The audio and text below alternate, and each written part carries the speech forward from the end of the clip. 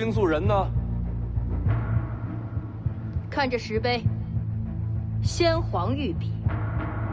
不管你是何人，下马说话。这字儿也不怎么样。找死！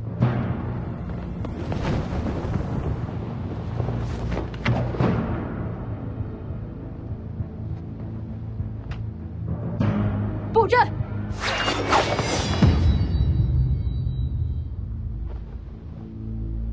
神霄剑阵，谁破一个给我看看？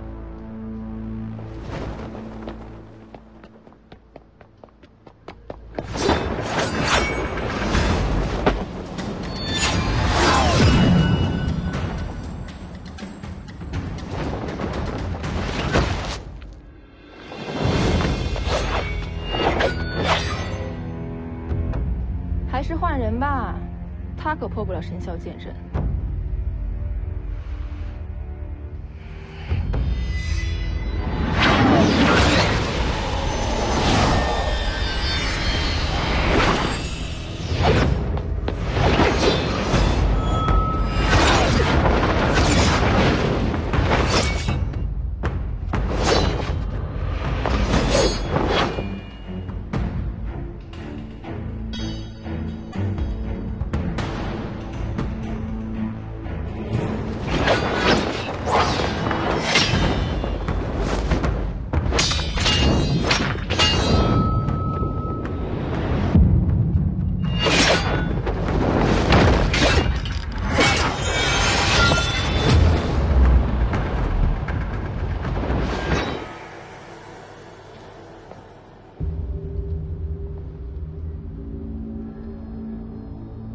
这小子是不是变强了？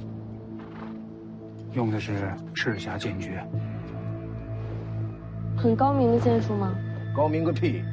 靠气血内爆才借来一点力气，用的越多伤的越深，练这个的都活不久。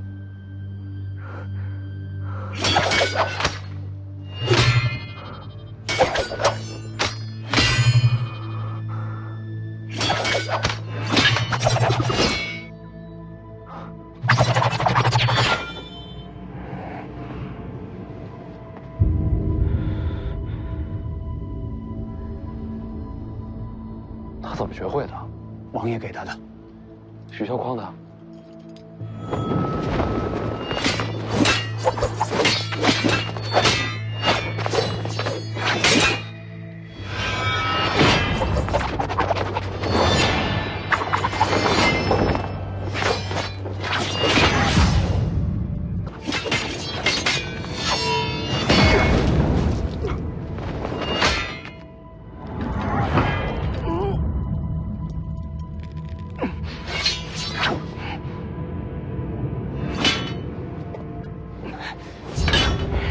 咱们猜猜看，他还要撑多久会有这灯火？我猜1个时辰。帮他破阵。我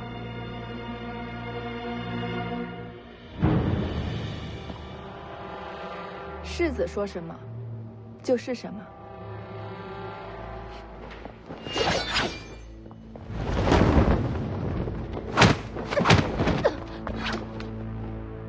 卑鄙！你们这么多人打他一个，还说我们卑鄙，没道理吧？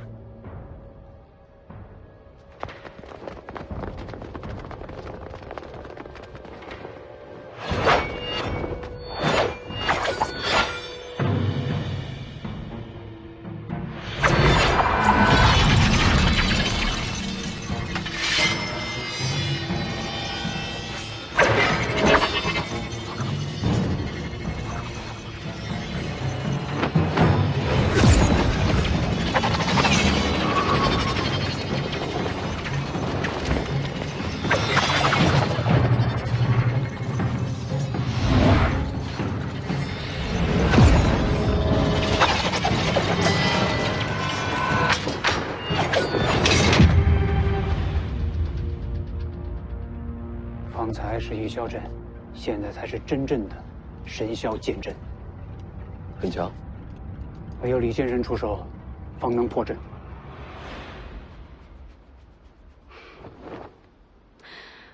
你不出手，你拜师我就出手。不出手拉倒。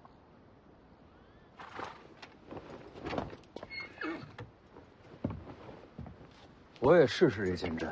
世子，世子，却莫以身试险。是我惹的祸事，不能躲在一边。我陪世子冲阵。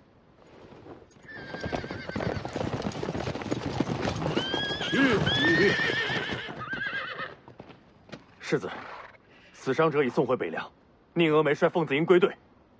来的正好。先皇留下的石碑，天下闻名的神霄剑阵，敢不敢陪我冲个阵？列阵！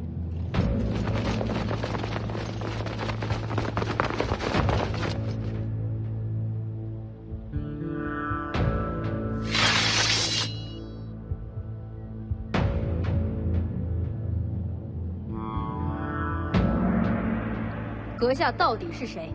徐凤年，北凉世子。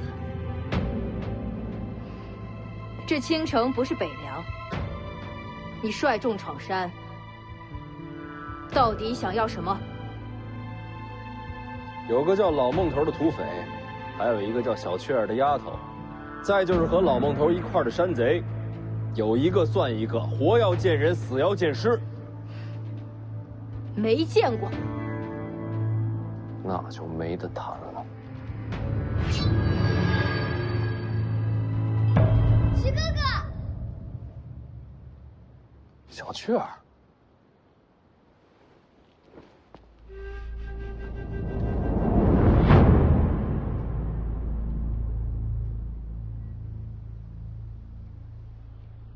青城王吴灵素。世子远道而来，何不入青城山，观赏山色？好，世子一人入我青城山即可。世子不可。好，我一个人上去。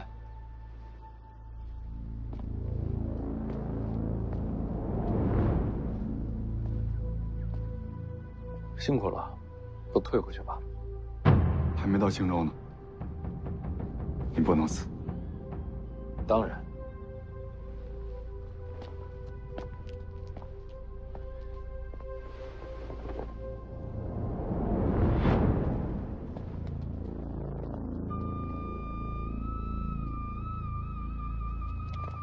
做好准备，如有变故，马踏青阳。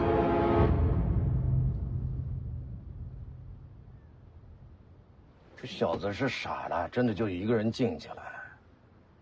你这丫头也不担心啊？万无一失的局面，有什么好担心的？你是说我肯定会出手救他？不如赌500钱。徐凤年不用你出手，一样能化险为夷。这小子刀法还未入门，不可能有这本事。赌不赌？赌。能溜进去吗？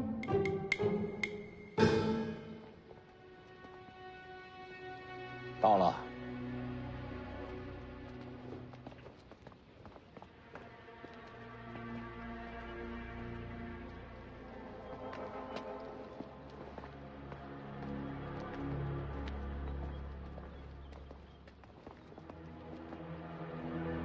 小雀儿，你先进去。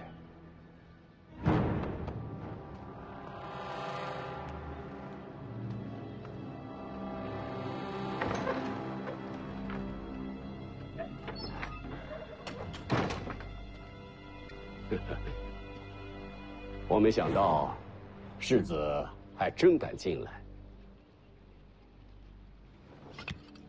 把人给我。闯青阳派。就是为了这个山野丫头，你开条件。刚才为你闯阵的那一男一女，是你的侍卫吧？对青阳派无礼，我要他们的命。可以，把人给我，那2个交给你。世子现在就出去，把2个人都拿来。买卖不是这么谈的。这不是买卖。世子入了青城山，命就在我手里，你没得选。这就骗不下去了。你觉得这小子接下来该怎么办？怎么办？谈不了就打呗。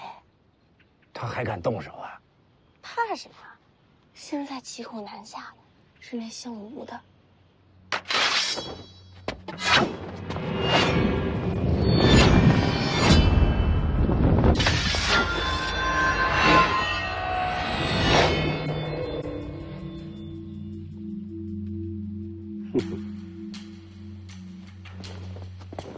你找死吗？我给你一个机会，把人给我。可现在，你的命在我手里。凤子英就在大门外，所有人都看见我跟你进了青阳派。你想杀我，先想想自己有没有本事杀光门外所有人。只要走了一个，徐骁就会带着北凉铁骑踏平青城山。杀了你，我即刻回京。我就不信徐骁能飞过来找我。不用飞，京城会把你全家绑给北凉。胡说！用你一家性命换徐骁收兵，一本万利。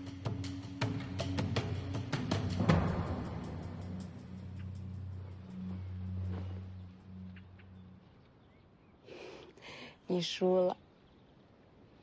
你一早就明白这局面了。这有什么难的？区区一个青阳，怎么敢明面里杀北凉世子？所以徐凤年孤身入山门是有恃无恐。这家伙贼得很，怎么会去送死？没想到你是他的知己啊！你才知己。记得500钱。世子名不虚传。贪花好色吗？难怪他一直夸你。谁夸我？说什么呢？行了，人你交给我吧。京城那边就说我仗势欺人，皇室不会怪你。不急，有人想见你。老孟头没死，有眼光，有胆识，世子很了不起。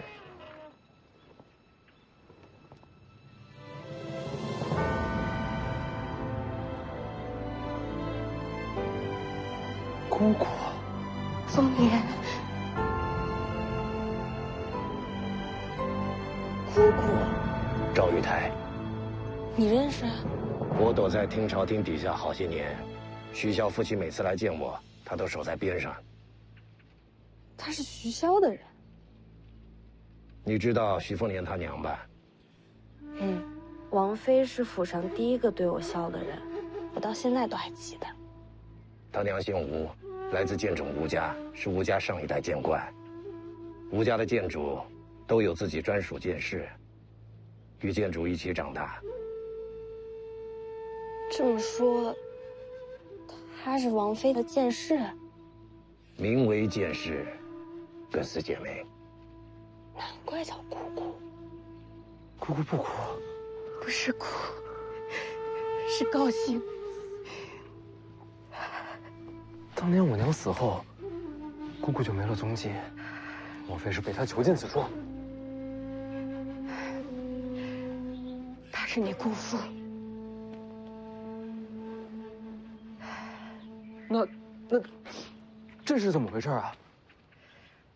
当年游历，你和他们相识，你这身份有许多人盯着，你的朋友就是你的弱点和把柄。我把他们带到青阳派，也是为了保护他们。是啊，徐哥哥，这里的人都对我很好。那老孟头去哪儿了？他们都悄悄地送去了北凉辖内，如今有了田地，过得非常的好。师傅说我有天分，如今我也是神霄派弟子了。你拜姑姑为师了？他拜在你姑父门下。可他不是皇室御赐的青城王吗？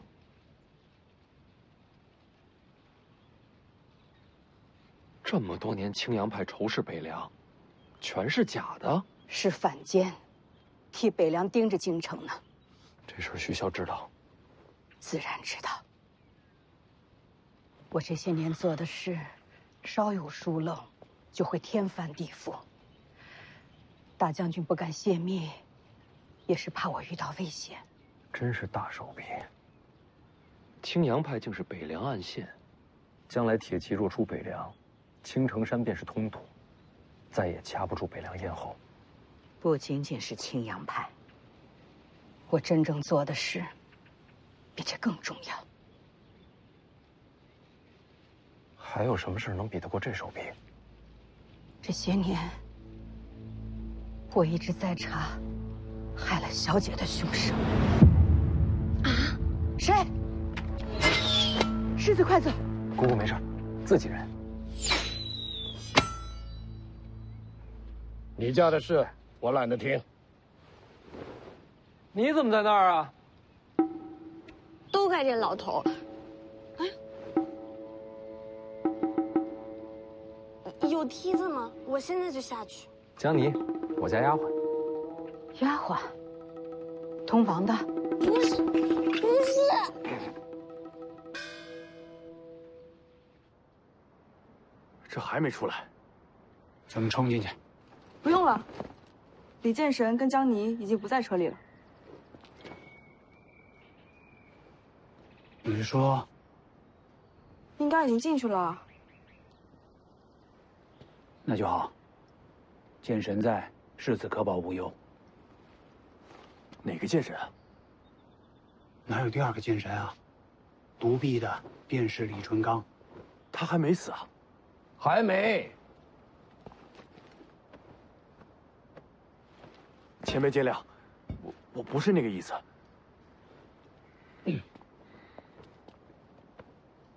敢问前辈，世子呢？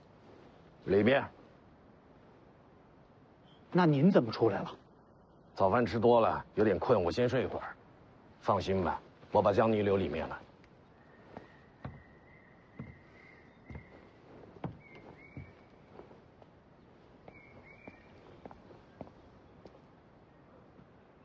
这把江妮留里面有什么用啊？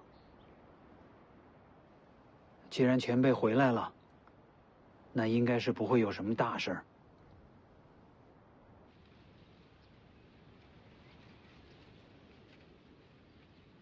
那我先退出去。不用退。姑姑接着说，我的事儿不用避着她。您刚才说您一直在查害我娘的凶手。是。小姐过世起，就一直在查。查出具体结果了吗？小姐离世时，奴婢和大将军才发现她身负重伤。可小姐不肯说出害她的凶手是谁。对手太强，娘是怕报仇害了全家。这些年，我一步步排查日子，细算因果，大概能猜出她何时受的伤。当年小姐曾独自进京，她的伤应该就是那会儿留下的。具体什么时候？那时正怀着世子。凶手人在京城，查出是谁了吗？还没有，一点细节都追查不到。可查不到，本身就是个大案。凶手权势滔天，才能在京城抹去所有线索。大将军让我在青城传出你姑父采阴补阳的好色名声。徐骁这什么路数啊？大将军有话让我转告。他说，你不愿用大将军的方式接手北凉。是。那些山匪，世子杀了吗？杀了。换做大将军，他也会动刀杀人，为亡魂复仇。那些山匪是他安排的。是。官府四面围堵，就是将他们逼到青城。这些人是为世子施刀锋的。大将军还猜到你会孤身闯宫，他事先就说过，这心机手段和他行事并无二致。他说你想走一条新路，可到头来，都在大将军为你铺好的路上。我知道，世子始终记恨大将军不肯追查小姐的死因。世子，你要明白，此事牵连甚广，必须保密。我明白的。大将军说，你不愿杀人，可事实证明，该动刀的时候，你一样不会手软。世子和大将军，其实本质是一样的人。不，我和他不一样，我不会牺牲家人。世子和大将军的事儿，我不便多说。可大将军和我说了，等你闯上青城，我就把这些年追查到的所有细节都交给你。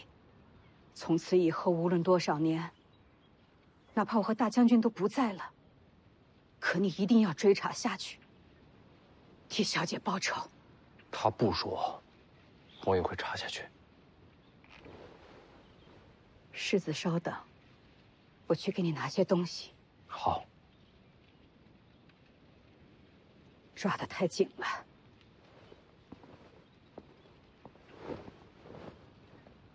疼吗？不疼。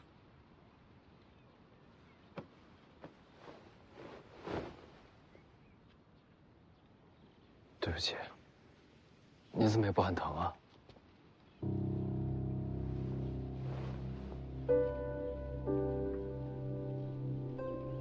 王妃是个好人。记得我刚进王府的时候，既害怕又伤心。是她的温柔，让我缓过了最难的一口气。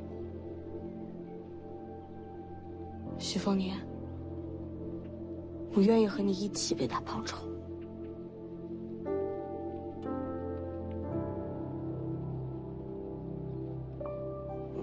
但我和你还是照样势不两立的。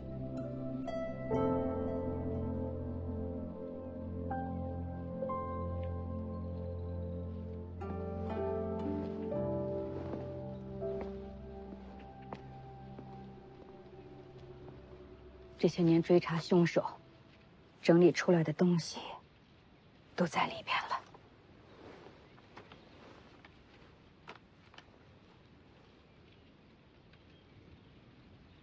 姑姑何时嫁给了吴灵素啊？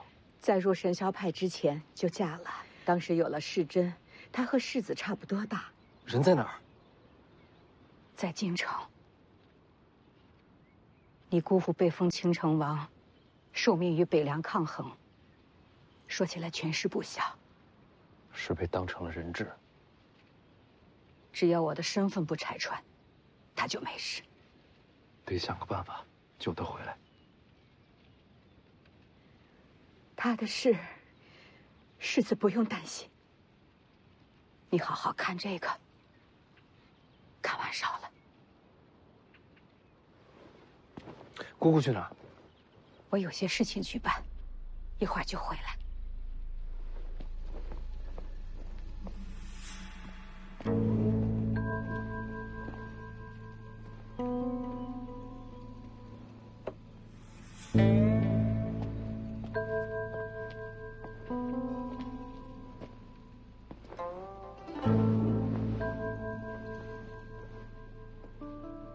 要不你读给我听，还是一字一文？你疯了吧？你姑姑隐姓埋名查了这么多年，多重要的事你让我来读？没事儿。你自己看。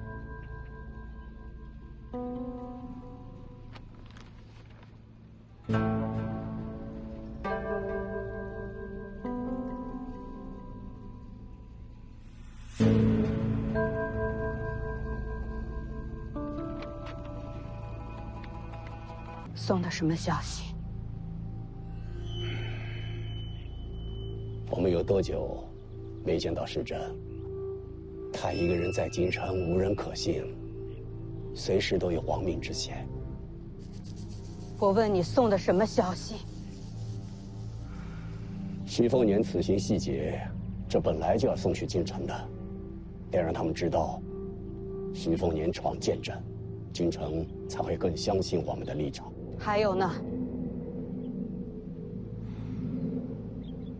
还有北凉的军营部署，用这个才能换世珍回来。小姐待我如姐妹，我这条命都是她的。只是一份军营部署，并不牵扯绝密。是谁让你这么做的？我救自己的儿子，不用人教。打世珍最后一次传书回来，你就开始心神不宁。是他叫你这么做的。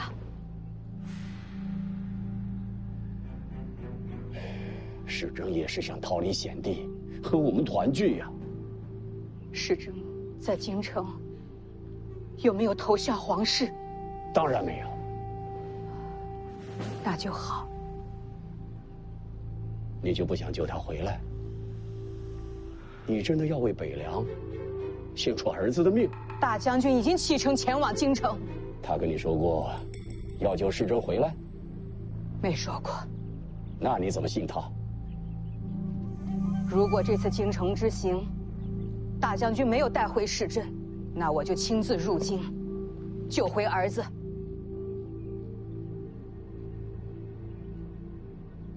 如果你真要把北凉的军情送去京城，那我就只能在小姐的灵前自尽。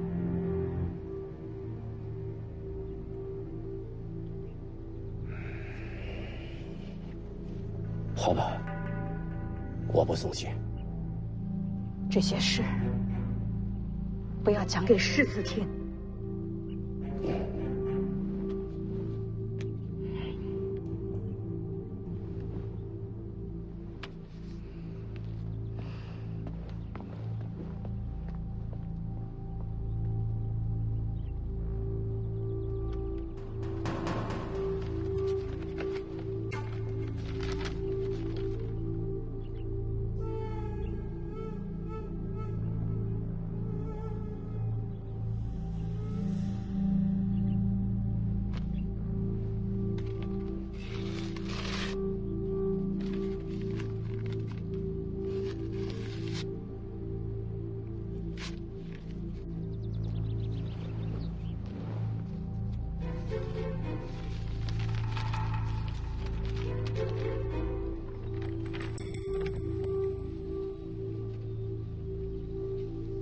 看完了。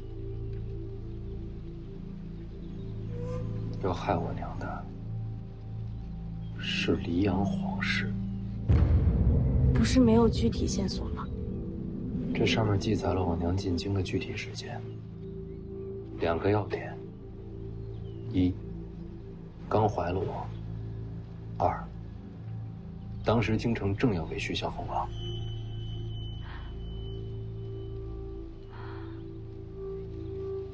黎阳朝给你爹封王是无奈之举，他扫灭6国，不封王，天下人都会心寒。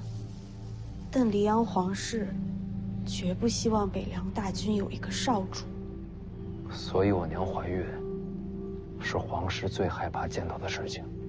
那你的仇人是黎阳皇室啊？是。这结论你爹也能推出来，他为什么不起兵杀进京城？北凉若反，天下必将分崩离析，又不知道要死多少人。因为这个仇都不报了。不是不报，是不该拿天下做筹码。什么意思？当年若真是出动大军，我娘不可能活着离开京城。我想皇室也没那个脸面明着出手，是暗中劫杀。我娘是吴家剑种近100年来第一天才，要想杀她，定是高手，恐怕不止一个。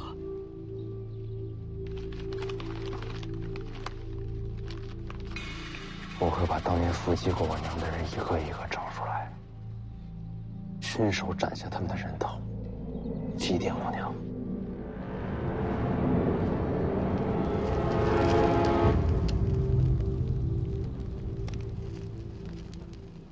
总有一天，我会亲自去京城查明真相。你娘有东西留给你，是什么？跟我来。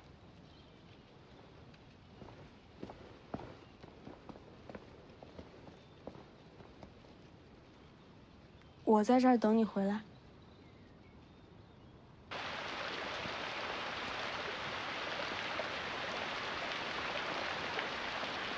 这儿已经离青阳派很远了吧？青阳派太瞩目，小姐喜欢清静。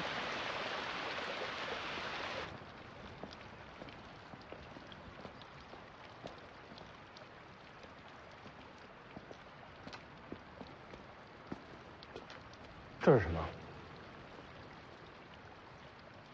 我和小姐出自吴家。我知道，吴家剑种曾是天下剑道之宗，早就不是了。李淳刚、邓太阿、剑九皇，天下用剑强者层出不穷。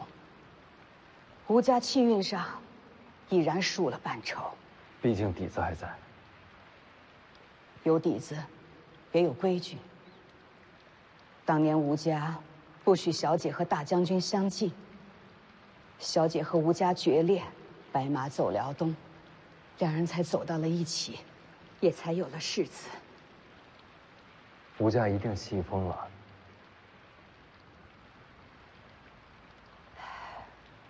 吴家人走后，佩剑都要回归剑种。可小姐已被吴家逐出家门，她的剑已经是回不去了。所以我把小姐的佩剑就封在此处。小姐走之前和我说，世子若是选择习武，她的这把佩剑便交给世子。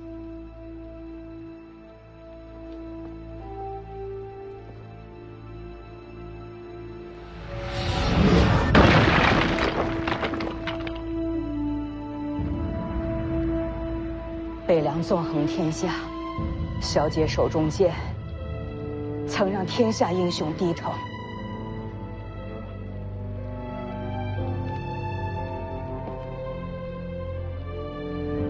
小姐还交代，世子若是将来遇到恰巧习剑的好女人，就当是小姐送的聘礼。我怕是遇不到娘亲一般女子。只要是你喜欢的女子，便是天下最好。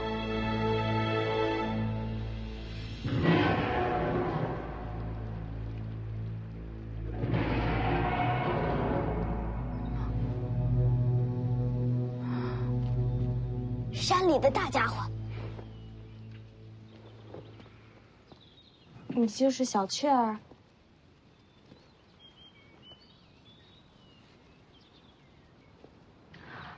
大家伙是老虎吗？是怪物。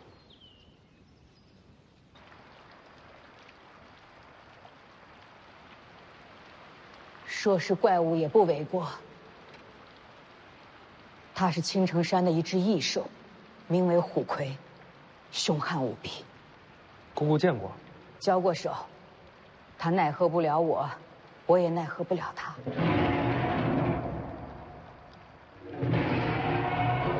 是在争斗。奇怪了，青城山并无野兽能与它对敌。徐凤年，等会儿就回来了。徐哥哥人挺好的，还教我吹叶子。当时我就想过了，有机会要亲自做个媒，给他找个好姻缘。不过现在有你了。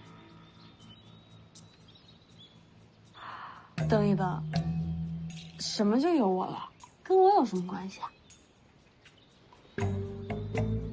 也没替他找到合适的，就是可惜，总觉得他该配天上仙女。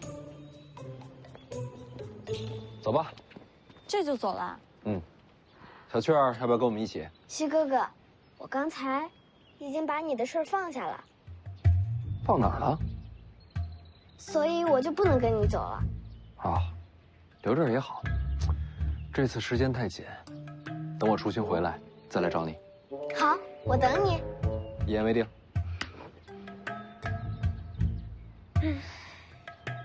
怎么了？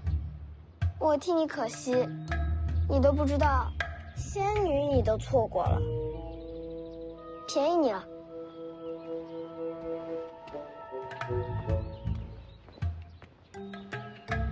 我错过什么了？怎么就便宜你了？别问了，这是你娘给你的。大梁龙雀，我娘的佩剑。你不是学刀的吗？这也是我娘给我将来媳妇的聘礼。拿剑做聘礼，有点凶险吧？给。你干嘛？你是我丫鬟啊，你不替我捧剑，还我自己拿着啊？是这意思。不然呢？没不然。你姑姑呢？姑姑不能送我出去，不能泄露我和姑姑的关系，要让天下人觉得我与青阳派为敌。我明白。所以你也不能从大门走。我进青阳派，背个剑匣子出去，说不过去吧？所以呢？所以你从侧门走，从林子里绕到前面山路去，我让马车在拐角等你。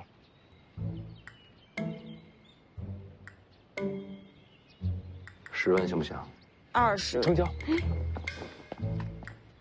我是不是要少了？不对啊。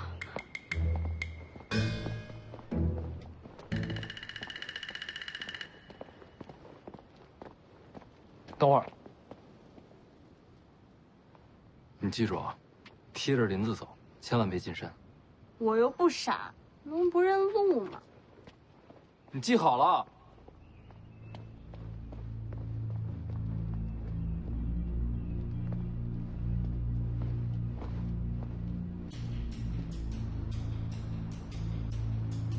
哎，出来了。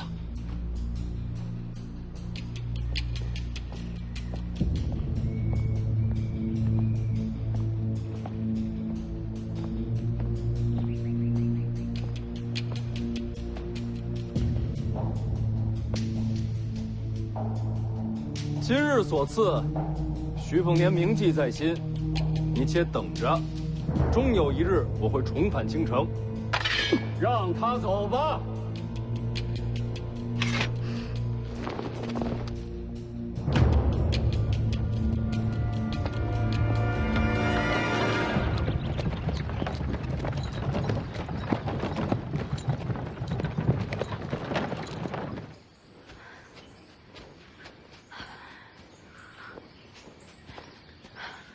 是这边吧？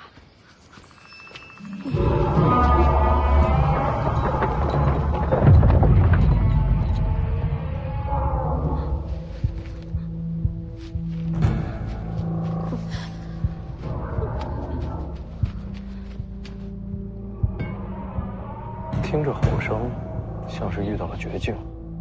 奇怪了，这什么怪兽，敢和虎魁争斗呢？韦爷、青娘，随我进殿。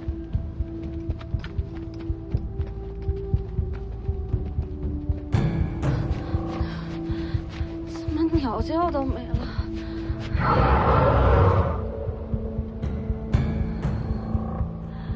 徐凤年，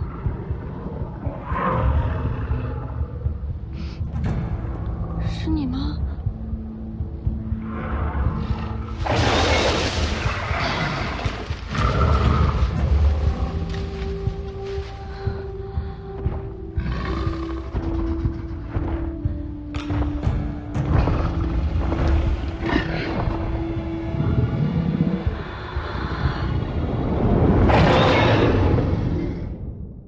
信任的都跟进林子了，不信任的都留下了，也包括你自己吧。世子不信我很正常，本来我也没什么忠心可言。那你为什么还要做他的护卫？你不也是？说起来，大家留在世子身边，都是各取所需。我觉得，我们应该互相照应些。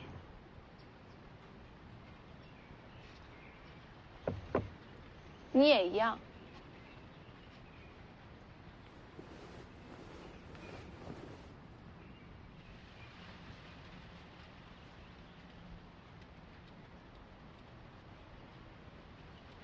我当然没忘了剑神大人。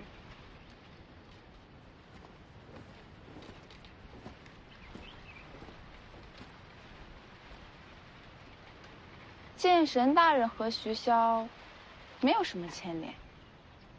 我猜，你护送赤子东行，应该也是答应了什么条件吧？剑神大人曾傲视天下。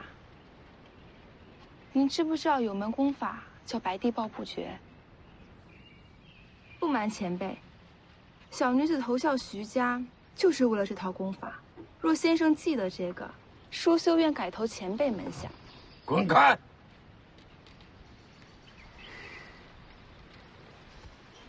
那就不打扰先生了。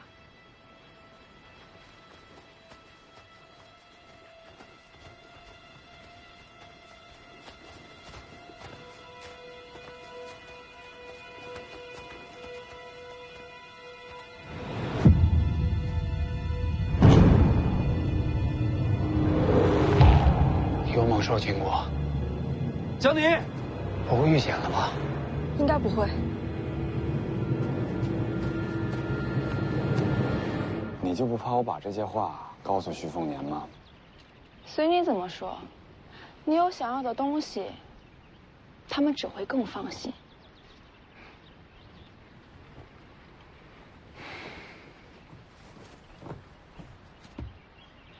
你们林家若是知道白帝抱不绝，我也可以为你效力。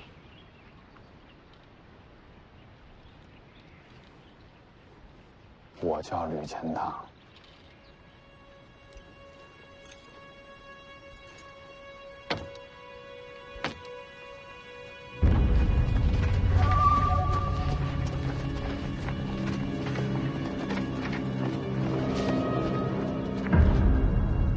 江宁，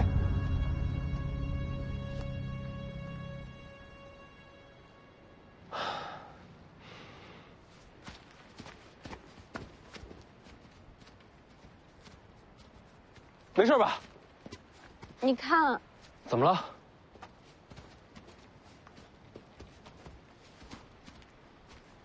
哇，虎魁已经死了。也不知道是什么杀了虎魁。我看见了，从我跟前跑过去的。他没袭击你？没有，他都没停，直接跑。长什么样？跑太快没看清，就看见是黑白杂色，而且背上还背了个人，一晃而过，就看见背影，还扛了一根向日葵。江湖上有这号人物吗？倒没听说过。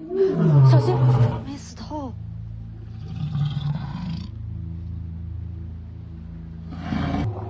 是母兽怀胎，幼兽就要出生了。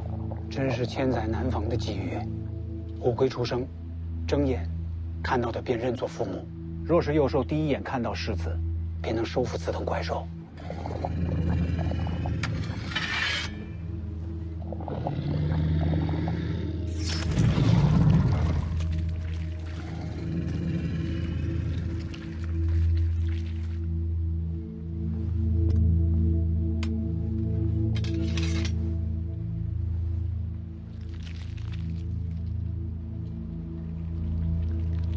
哟，先出来的是雌的，后出来的是雄的，那就是姐弟了。他马上睁眼了，让他看到世子。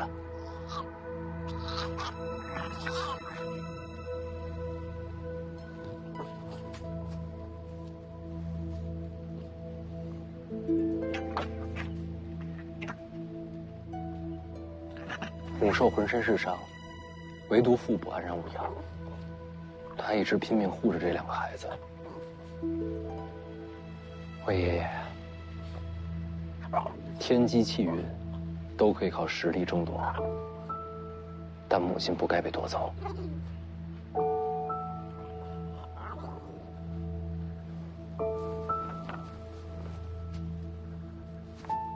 小家伙们，这就是你们的娘亲，你们看好了，看在眼里，记在心里。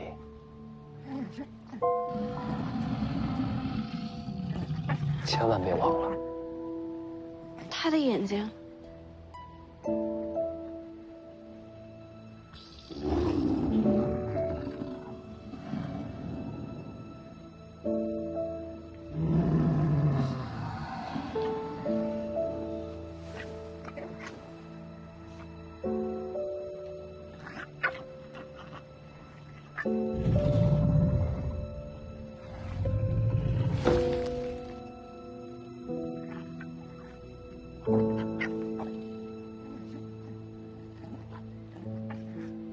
娘亲死了。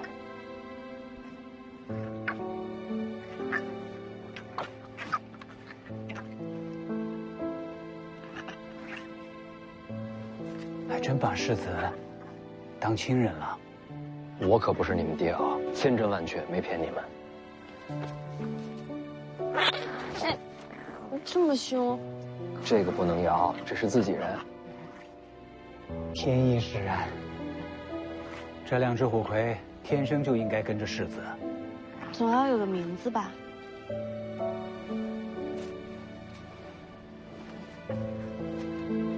你是姐姐，那你就叫菩萨；你是弟弟，你叫金刚。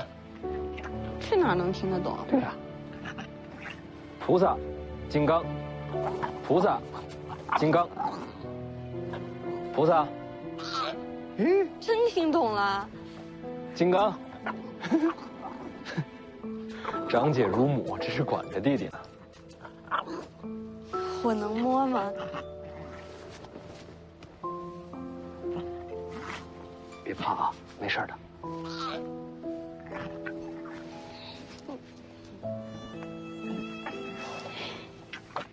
这么小就有鳞片了。哎，他们的母亲是双脚，他们为什么是独角？颜色还不一样。长大了就会长出双脚，颜色也会变化。世子，虎魁浑身是宝，鳞甲做成甲胄，刀枪不入，不比富强红家差。把它埋了吧。什么都不要。他把2个孩子托付给我，足够了。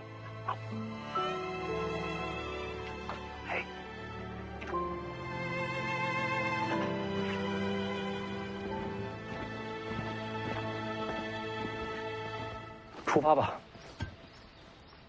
哦，怎么走？越过青城，改走水路，顺江而下，直奔青州。上车。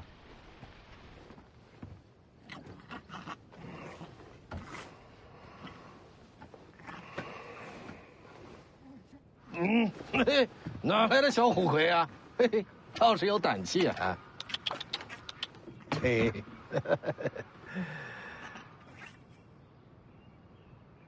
看什么？好剑。徐骁说了，不能给他剑。你娘的大梁龙雀，这你也看出来了？小丫头，你别紧张，这剑女娃子用久了不适合我。哦。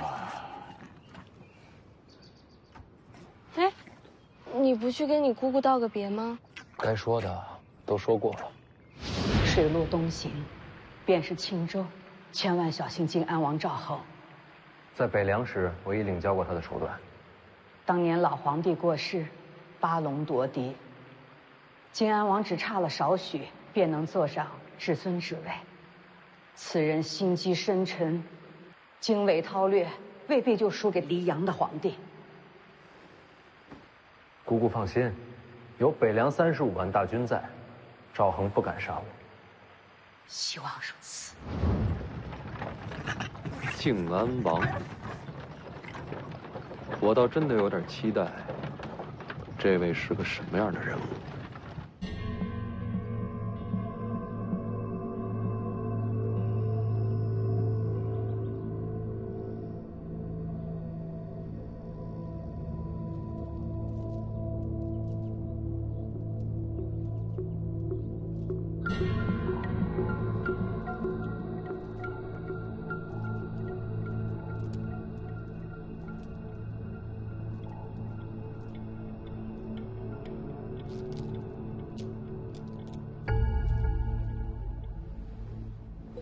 王爷，林家在青州的产业，今时已经全在掌控之中，这其中财物的流转数目都全写在这儿。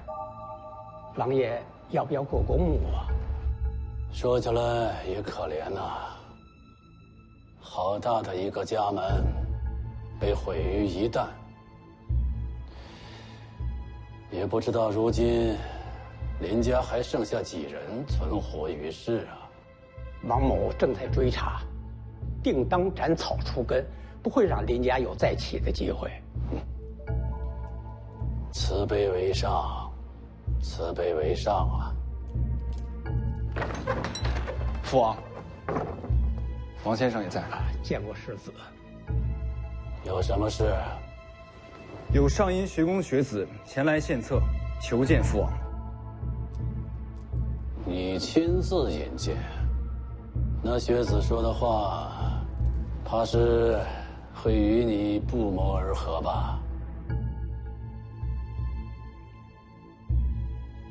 算了，把他带过来吧。是。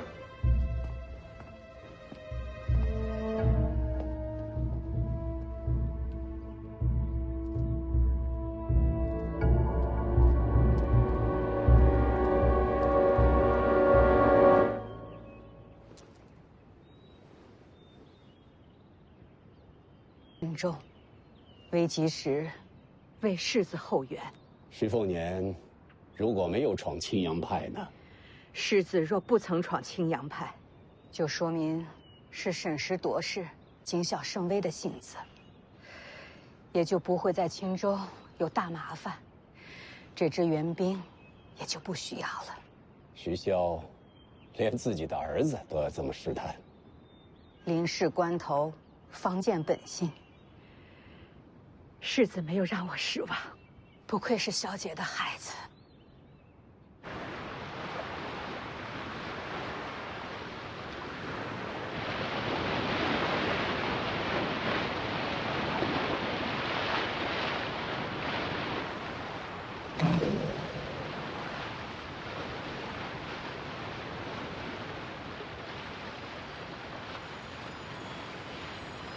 老头，这船开得这么快，你钓得着鱼吗？这都行。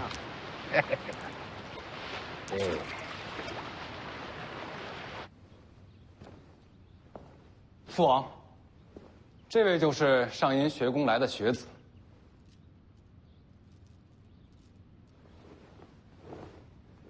赵凯见过靖安王。你要献策？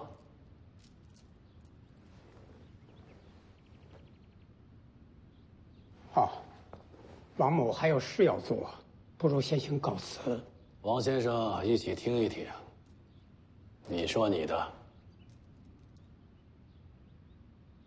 靖安王入主青州，将近20年载，可曾想过更进一步？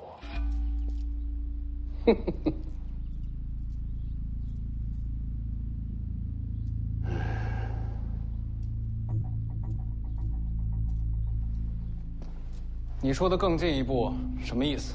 朝廷让靖安王入主青州，是为了挟青州水师之威震慑北凉。若北凉灭亡，靖安王自是奇功一件，怎能不扶摇直上？北凉35万大军，谁动得了？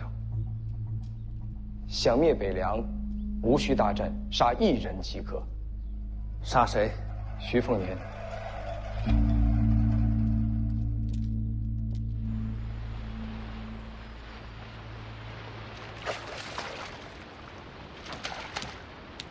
你到底是剑神还是鱼神啊？这钓鱼比捞鱼还快。我啊，这是借钓钩为剑，这不是钓鱼，而是刺鱼。你武功真的很高，还行吧。到底多高？想拜师了？为什么不能给你剑？我败给王先知之后，我再未持剑。徐骁以为我心里面压了屈辱和战意，他担心我一旦持剑，会控制不住，大开杀戒。你会吗？不会，因为徐骁并不知道我不持剑，不是因为战败。那是为什么？那是因为有一个人死在我眼前。女人？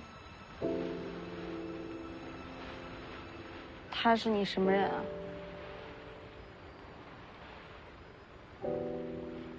江宁。嗯。知道我为什么想收你为徒吗？因为我天赋很高啊。不仅仅是因为天赋。还有什么原因？你跟在徐凤年身边，就像当年他跟着我一样。我想教你学剑，是想让你的武功强过徐凤年，这样他就不会对你视而不见。就算有一天这小子跟我一样疯了，你也能制住他，不让他犯下难以弥补的大错。你说的那个女人，难道是被……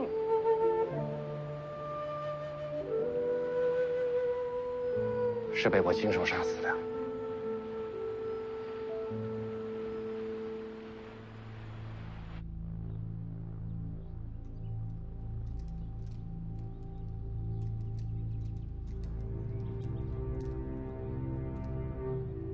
父王，您觉得呢？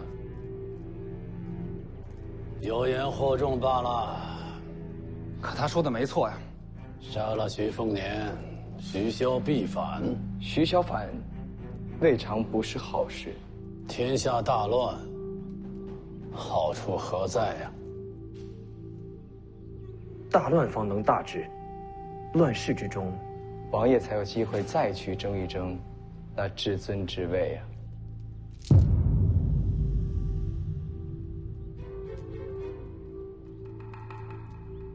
将他轰出府去。父王，若再登门，斩首示众。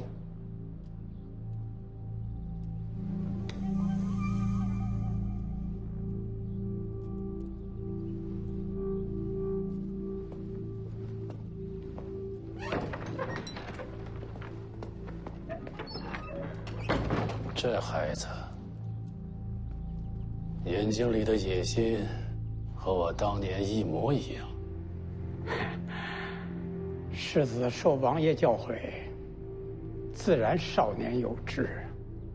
我说的是那位赵凯。哦，一个学子而已，野心再大，他又有何用呢？可巧的是，他也姓赵。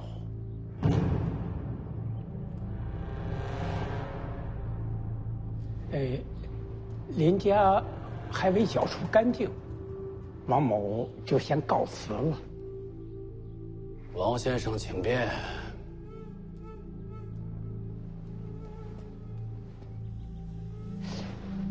徐凤年就要到青州了，王爷真要放了他？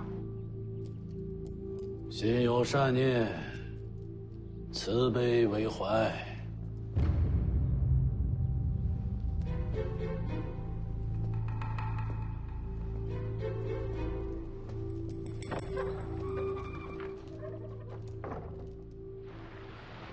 那你又为什么会同意送徐凤年去武帝城？哎，好了，你别问了，我跟徐骁的交易不能说与人听，除非你愿意做我弟子。不听就不听。那你准备好了吗？准备什么？他要去武帝城，那你恐怕又要对上王先知了呀。挺好的，我把自己关了这么多年，手都痒了。天底下有资格与我交手的也没几个，王先知最合适了。你能赢吗？不好说啊，当时输在毫厘之间呢。不过现在嘛，许久没握剑，有些属身，不过也没关系。打架嘛，开心就好，输赢先不想。我希望你赢。那我谢谢你。如今，这世上没人对我好了，也还不错。怎么了？想拜我为师了？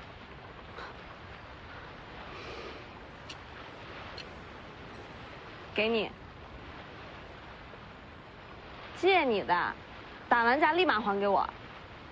你要把神符借给我？你认识？一眼就看出来了，楚国至宝，你说借就借。楚国没了，这就是把匕首。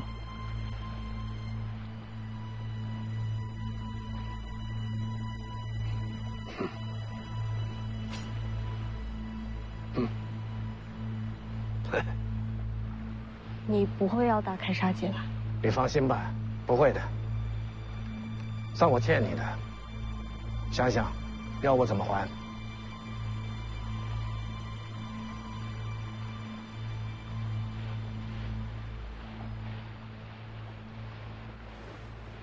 要不你教教他吧。我的人情就这么用啊？嘿，还不是怪你。自从那天晚上你说了他几句之后，他再也没让我读过秘籍，害我少赚好些钱。你赶紧指点他一下，说不定过了这一关，就又让我读书了呢。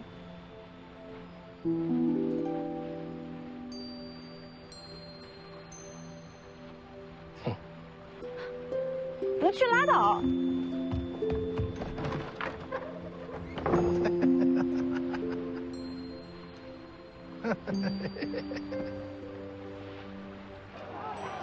父王常年安逸，胆子都变小了。没有京城之意，擅自杀北凉世子，总有些顾虑。大好的机会，放过了可不成？拜山校尉先，世子该为王爷解忧。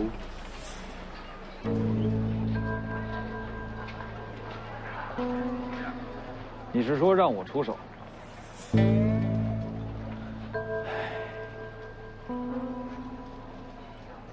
也不是不行，只是徐凤年出了北凉，身边怕是有高手护卫。世子，看那边。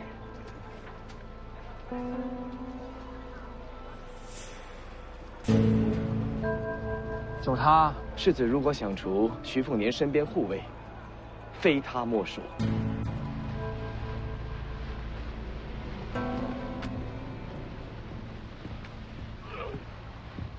小子，前辈，哎，别过来！哎，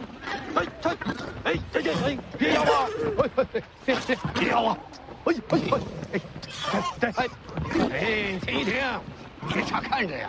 金刚菩萨，回来！还有，金刚，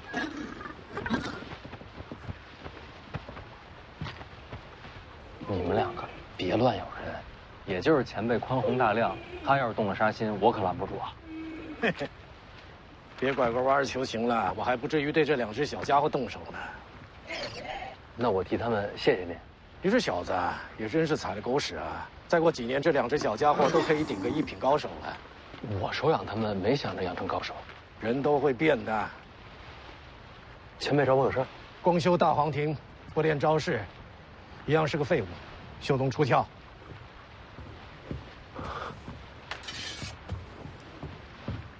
前辈要指点我。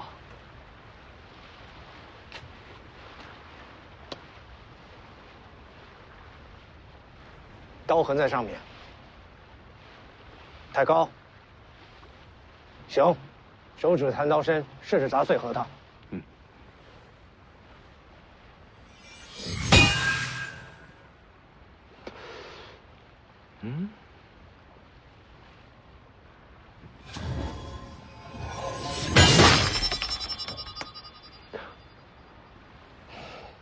碎核桃，甲板不能留痕迹。再来。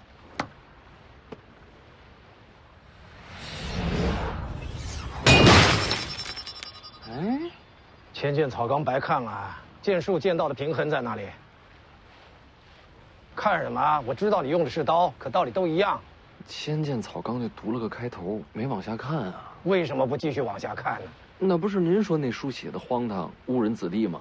是啊，那就想想那天我用水珠破红甲的场景，我那弹指是怎么运镜的。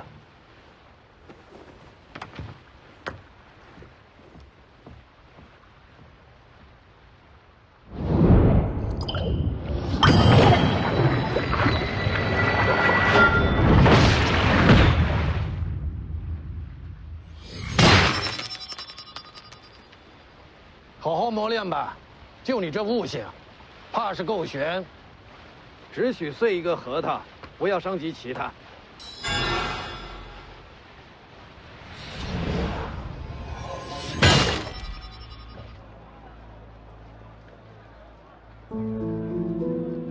世子可知吴家剑种？当然知道，剑仙辈出，人间禁地。吴家近几年出了一名天才剑士，20岁便出剑种，挑战天下剑士，从无败绩。此位便是吴家新一代的希望吴六鼎。说完了吗？我还有美言。先生在青州是在等徐凤年吗？与你何干？靖安王府愿为先生打探徐凤年行踪，一有消息立时奉上。你想要什么？能一睹先生出手，心满意足。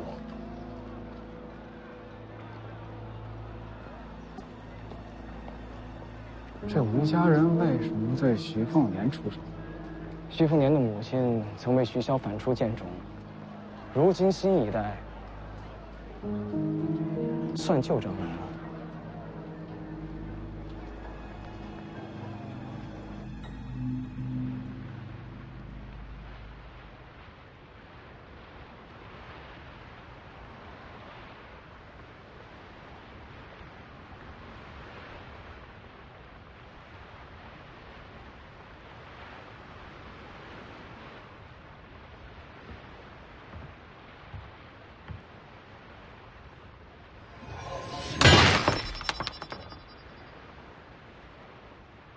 你小子倒是有点悟性啊！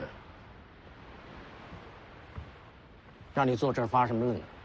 我想试试3枚，但试了好几次，都没出毛。用力的时候，最下面那一枚会被弹开。难道说2枚就是极限吗？知道剑招和剑意的区别吗？刀。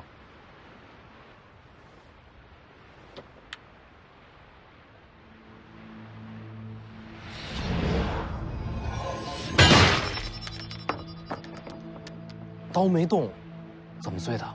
这便是剑罡。光看没用，把穿雷悬在袖东下，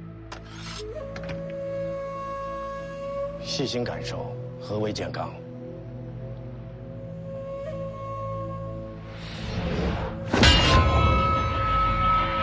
感受到了，是气尽凌空，内息破体，透冰刃而出。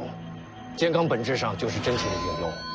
以你大黄庭的功底，多练几次也能试出来。那这剑罡可比剑招厉害多了，剑招可没这效果。刀再放。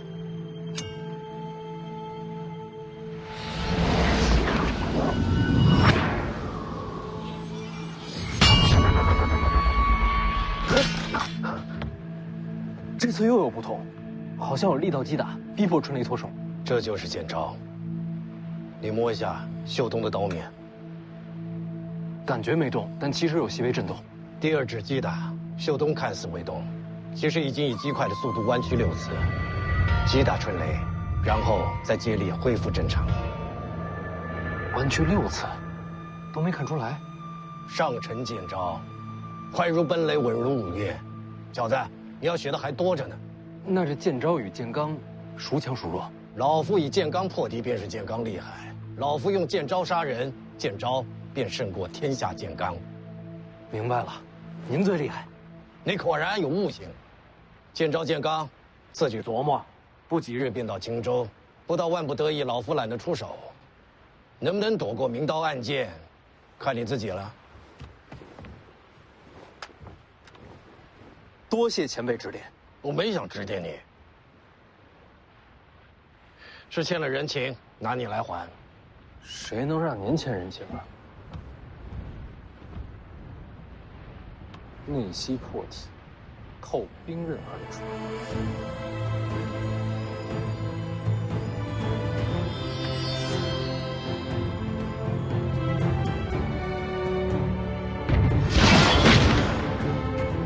前辈，我练出剑罡了。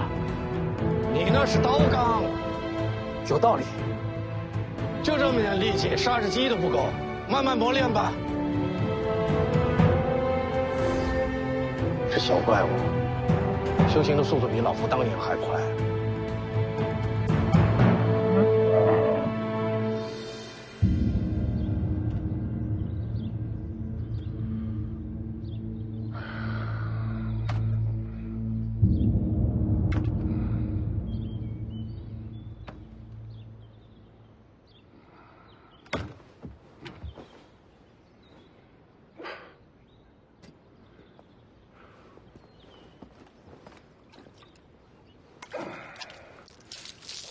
将军，你已经在王府门口睡了好几日了，府里的人都问您什么时候回去呢？义父让我在这儿等着耀英送剑穗，英不来，我不走。念什么呀？耀英，好像是耀英。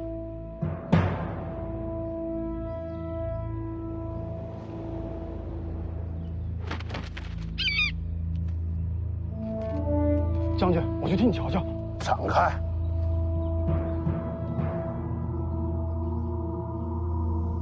将军小心！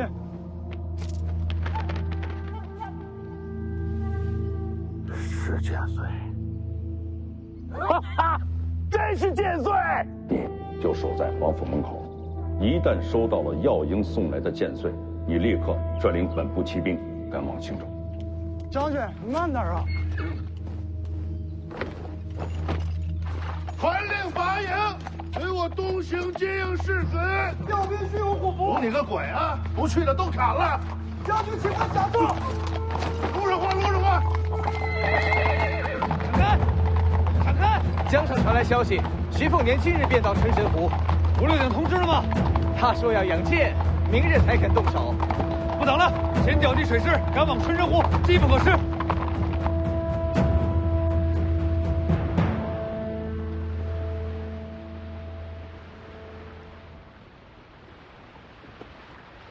你把神符给李前辈了，关你什么事儿？你不怕摔下去啊？这儿风景好，要不坐下试试？我水性不好，有我在，掉不下去。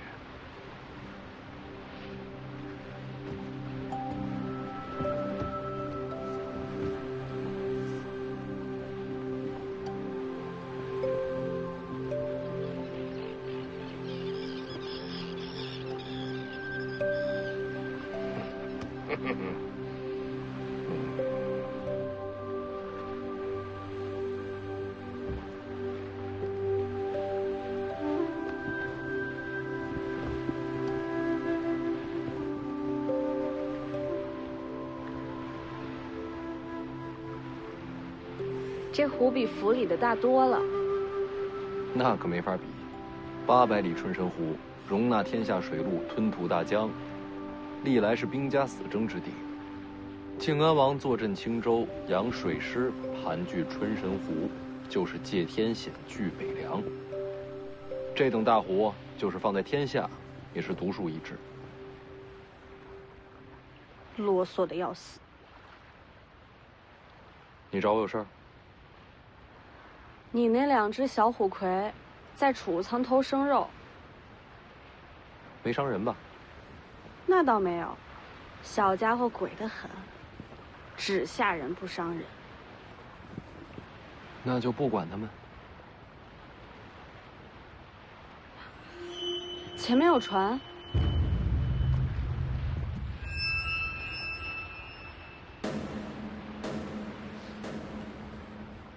那后面也有一艘。好大的船。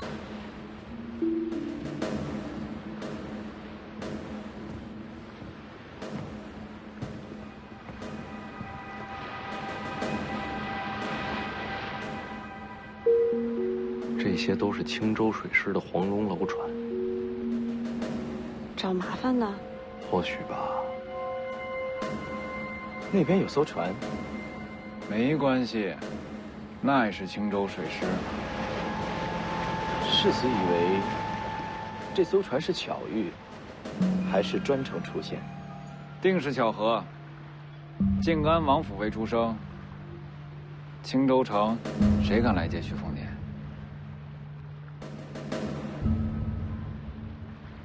这艘又是干嘛来的？奇了怪了，好像真是去接徐凤年的，谁这么大胆子？认识吗？王林泉，这是是要动手吗？阁下，可是北凉世子徐丰年？正是。世子，这位王先生此时出现，是王爷的意思？世子。